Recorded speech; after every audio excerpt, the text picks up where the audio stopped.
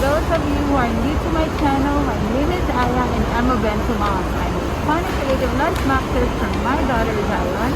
I'm also into gardening and homemaking, and I also love food, travel, and shopping. So if either the things that interest you, please keep on watching. We're here at the Ceres North Bus Terminal. Ayan, we're going to Cebu. So we're waiting for our bus, 8:30 a.m. yung aming schedule. So, samahan niyo kami for today.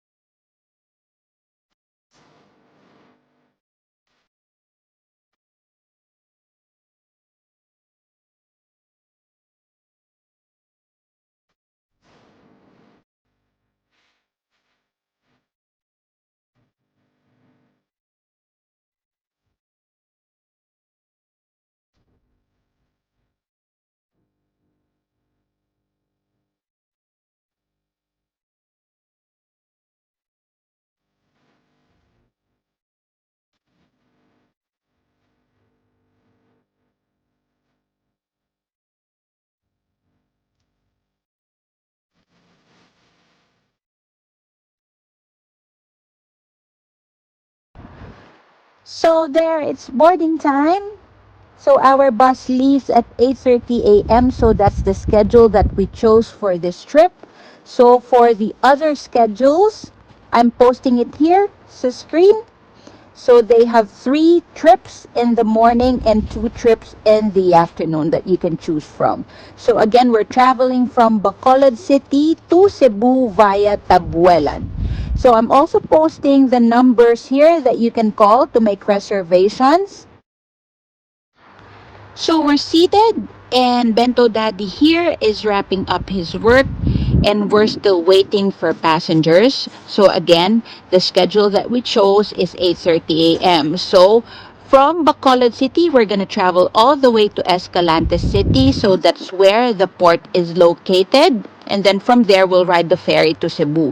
So it'll actually take around 3 hours from Bacolod City to Escalante City. That's a travel time. So travel with us all the way to Cebu.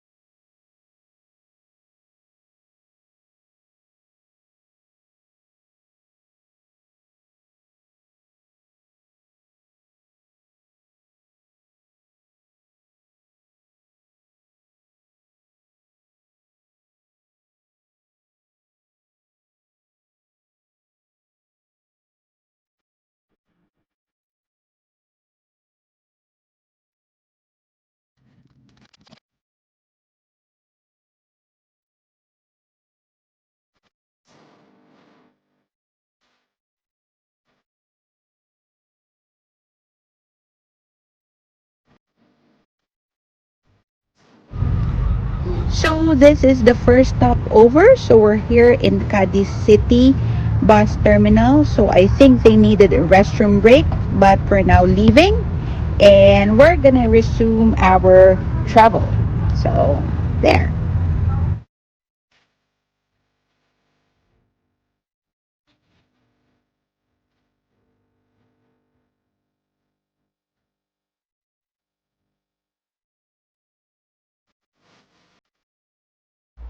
We're still here in Cadiz City, and Bento Daddy here is filling out the Philippine Coastwise Passenger Manifest.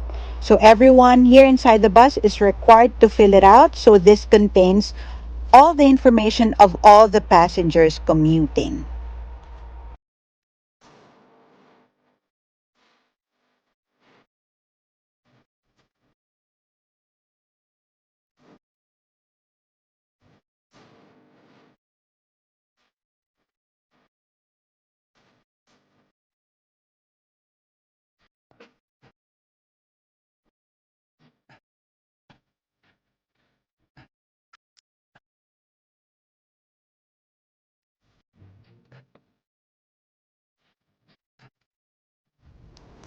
So here in Escalante City, we are going down to present our travel requirements. So we are here at the Coast Guard substation here in Escalante City. So before boarding the ferry, and we're going to be presenting our travel requirements to Cebu. So as of this date, which is March 11, 2022, the travel requirement is a valid ID and vaccination card for vaccinated individuals. So we are going to be filling out a form, and that contains our contact information as well. So time check, it's 11:28 a.m. So we have traveled for almost 3 hours already.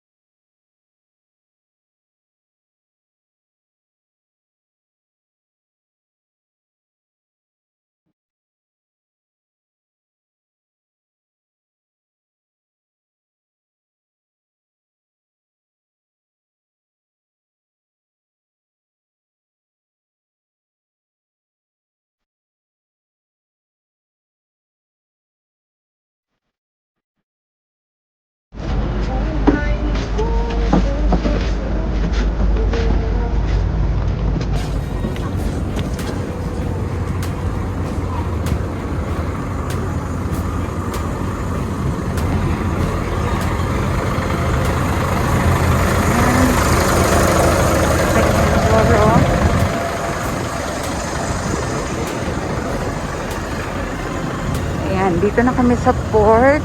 So, pasakay na kami ng ferry. Ayan.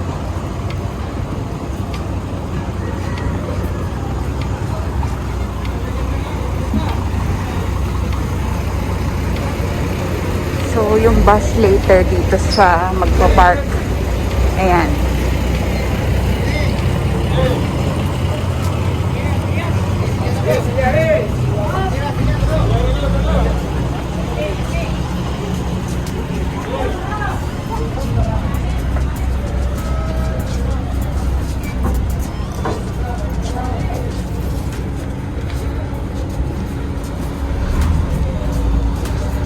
So, dito naka-park yung mga trucks and mga bus na tatawid to Cebu.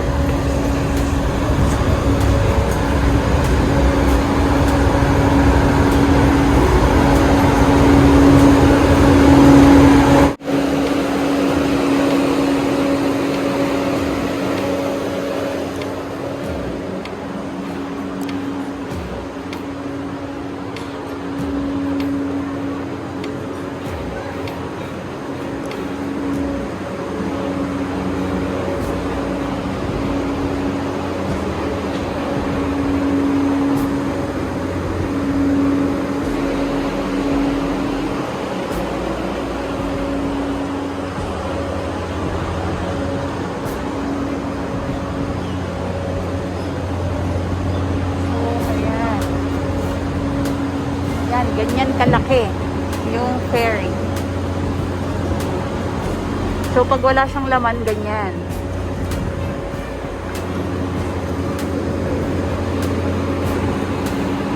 Ayan. Si Daddy, bakit dito tayo umupo sa labas?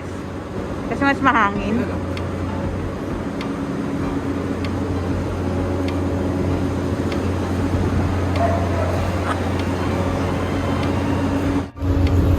So here, we already paid the fare. So it's 130 pesos each.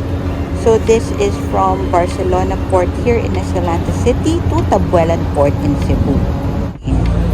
Yan. So, paalis na tayo. Time check is 12:41.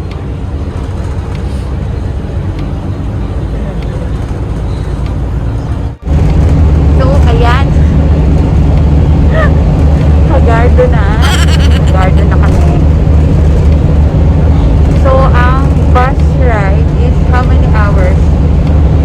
Ang bus ride ay 3 hours. And then, 1 hour dito sa ferry. Ayan. So, parang mga total ng 6 hours from Bacolod to Cebu. First time. Second time pumunta ng Cebu. Ako first time. First time ko din makasakay. Ay, hindi. First time makasakay ng Roro. Nakasakay na ako ng Roro. Second time. Yan. So, balik kami again later. So, we'll be in Cebu in a few more minutes. There. So, the weather is really fine. Really nice. And, yan ang waves. So, maganda yung alon. And, our travel time is about 2.5 hours. So, false information, yung 1 hour. We left the port at 1:30 p.m. Oh no, 12:30 p.m. and time check, it's now 3:06 p.m. Yan. So, see you later in Cebu.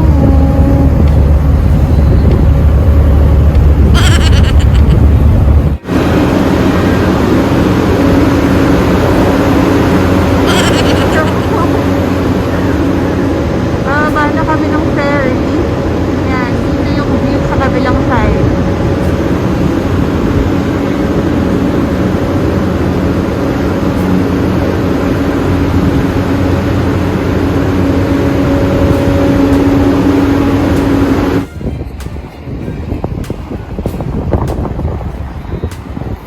So, ayun yung bus namin.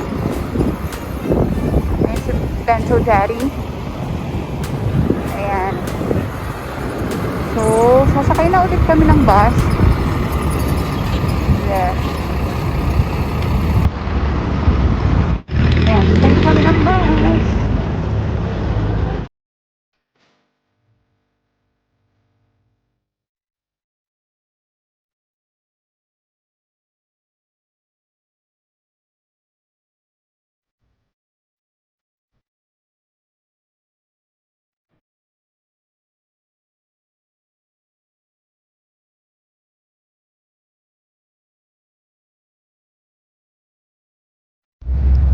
We're now here at Catmon, Cebu. So this is our first stopover from Tabuelan Port.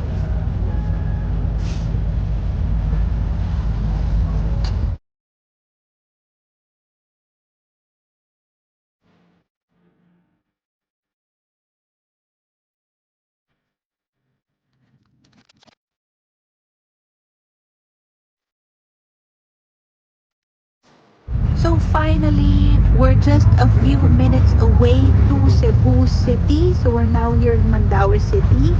And we might not be able to take any more videos because we're really very tired. And we still have work later.